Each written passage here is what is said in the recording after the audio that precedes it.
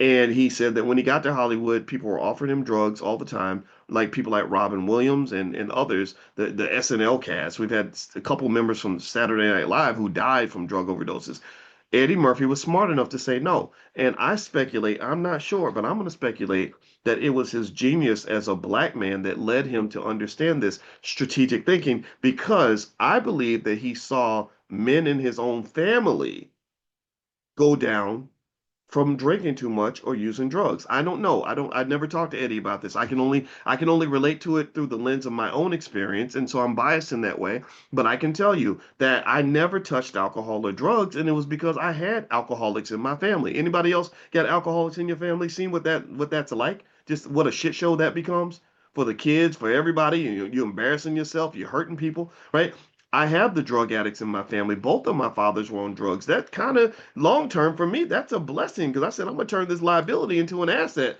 I know to stay away from drugs. So the father who did actually raise me, the other one he was out living. I don't know what he was doing, but the one that raised me, he made sure that I understood early, like you don't mess with this stuff at all, right? So ultimately, somebody has to do the autopsy.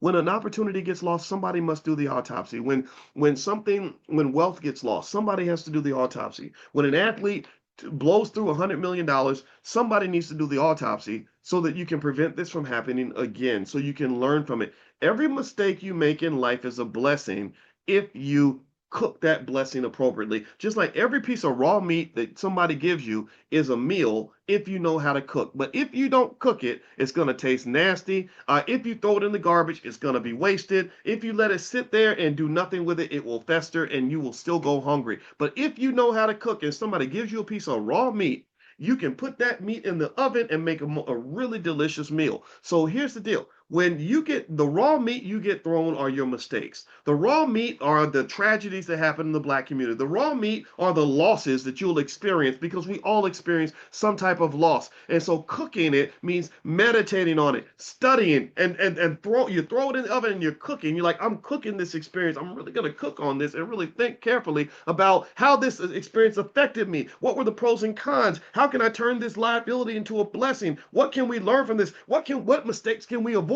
because we went through this tragedy? And you know what happens when you think that way, when you process your experiences in that way, every liability becomes an asset.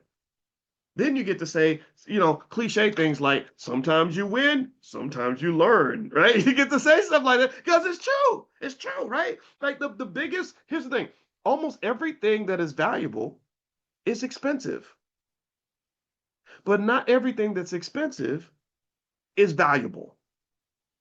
How about that for bars? Y'all catch that? Everything that's valuable is usually expensive, but everything that's expensive ain't valuable. It's only valuable if you extract the value. It's only valuable if you can see the value.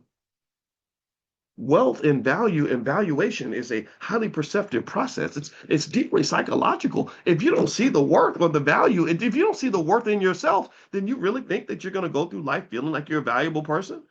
So sometimes it's sometimes extracting the value in who you are and your whole existence comes down to you gaining the ability, the consciousness to even see your value, to see your worth.